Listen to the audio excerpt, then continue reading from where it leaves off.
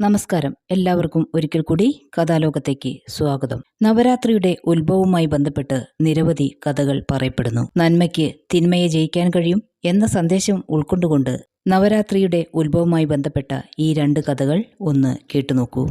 മഹിഷരാജ്യം ഭരിച്ചിരുന്ന മഹിഷാസുരൻ 3 ലോകവും അടക്കി വാണു എന്ന് ഹിന്ദു പുരാണങ്ങളിൽ വിശ്വസിക്കപ്പെടുന്ന ഒരു അസുര രാജാവ്. ഇദ്ദേഹം അമരത്വം നേടുവാൻ തപസ്സനുഷ്ഠിച്ചെങ്കിലും അത് കിട്ടിയില്ല. പകരം ഒരു സ്ത്രീയാൽ മാത്രമേ വധിക്കപ്പെടാവൂ എന്നുള്ള വരം നേടി.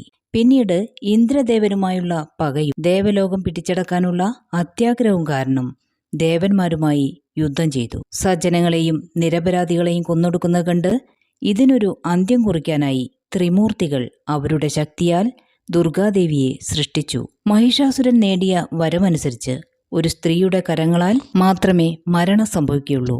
അതിനു മാത്രം ശക്തിയുള്ള ഒരു സ്ത്രീ ജനിക്കില്ലെന്ന് അയാൾ കരുതി. എന്നാൽ ദുർഗാദേവി ജന്മം കൊണ്ടത് ശിവശക്തി മുഴുവൻ ആവാഹിച്ച ത്രിശൂലവും യമന്റെ ചൈതന്യം ഗദയായും കാലന്റെ ശക്തി വാളായും വിഷ്ണു ചൈതന്യം ചക്രമായും വായുവിന്റെ ചൈതന്യം വില്ലായും സൂര്യശക്തി അമ്പായും വിശ്വകർമാവിന്റെ ചൈതന്യം മഴുവായും വരുണന്റെ ചൈതന്യം ശംഖായും ഇന്ദ്രചൈതന്യം വജ്രായുധമായും അഗ്നിചൈതന്യം കുന്തമായും കുബേരന്റെ ചൈതന്യം ഇരുമ്പുദണ്ഡായും അങ്ങനെ പ്രപഞ്ചശക്തി മുഴുവനും കൈവശമാക്കിയിട്ടായിരുന്നു ദുർഗാദേവിയുടെ ജനനം.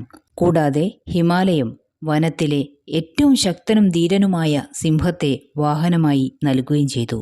അങ്ങനെ ദുർഗാദേവിയും മഹിഷാസുരനും തമ്മിലുള്ള അതിഘോരമായ യുദ്ധം 9 ദിവസം നീണ്ടുനിന്നു. ഈ ദിവസം മുഴുവൻ ദേവന്മാർ ഊണും ഉറക്കവും ഉപേക്ഷിച്ച് വ്രതമനുഷ്ഠിച്ചു. ഇത് നവരാത്രി വ്രതവുമായി ബന്ധപ്പെട്ട കഥയിലേക്ക് നയിക്കുന്നു. 10ാം ദിവസം ദേവി മഹിഷാസുരനെ വധിച്ചു. തിന്മയ്ക്കുമേൽ നന്മ വിജയം നേടിയ ഈ ദിവസം വിജയദശമിയായി ആഘോഷിക്കുന്നു. നന്മയ്ക്ക് തിന്മയെ ജയിക്കാൻ കഴിയും എന്ന സന്ദേശമാണ് നവരാത്രിയും വിജയദശമിയും നൽകുന്നത്.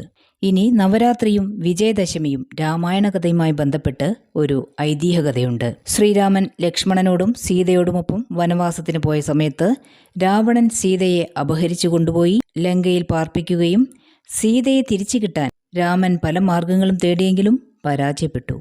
രാവണനെ കീഴടക്കിയല്ലാതെ മറ്റൊരു മാർഗവും ഉണ്ടായിരുന്നില്ല. ശക്തമായ യുദ്ധം നടന്നു. എന്നാൽ അപാര ശക്തിയുള്ള രാവണനെ പരാജയപ്പെടുത്തുക എന്നുള്ളത് വളരെ പ്രയാസം തന്നെയായിരുന്നു. അതിനാൽ രാവണനോട് യുദ്ധം ചെയ്യാനുള്ള ശക്തി സംഭരിക്കാനായി ശ്രീരാമൻ യുദ്ധത്തിന്റെ ദേവതയായ ദുർഗാദേവിയെ 9 ദിവസം ഭജിച്ചു. ആയുധങ്ങൾ ദുർഗാദേവിക്ക് സമർപ്പിച്ച് വ്രതാനുഷ്ഠാനങ്ങളോടെ ധ്യാനിച്ചു. 10ാം ദിവസം ആയുധങ്ങൾ ധരിച്ച് യുദ്ധത്തിന് പോവുകയും യുദ്ധം ജയിക്കുകയും ചെയ്തു. ആയുധങ്ങൾ ദുർഗാദേവിയുടെ പാദങ്ങളിൽ സമർപ്പിച്ച് പൂജ ചെയ്തതിന്റെ ഓർമ്മയ്ക്കാണത്രേ ഇന്നും ആയുധപൂജ നടത്തുന്നതെന്ന് പറയപ്പെടുന്നു. യുദ്ധത്തിൽ തിന്മയുടെ പരാജയവും നന്മയുടെ വിജയവും ഉണ്ടായ ദിവസമാണ് വിജയദശമി. കേരളത്തിൽ വിജയദശമി ദിവസം മഹാസരസ്വതി പൂജയ്ക്ക് പ്രാധാന്യം കൊടുക്കുന്നു. ഇത് വിദ്യാരംഭം എന്ന് അറിയപ്പെടുന്നു. അജ്ഞാനമാകുന്ന ഇരുട്ടിനെ അകറ്റി അറിവിന്റെ പ്രകാശം പ്രദാനം ചെയ്യുന്ന സന്ദേശമാണ് നൽകുന്നത്.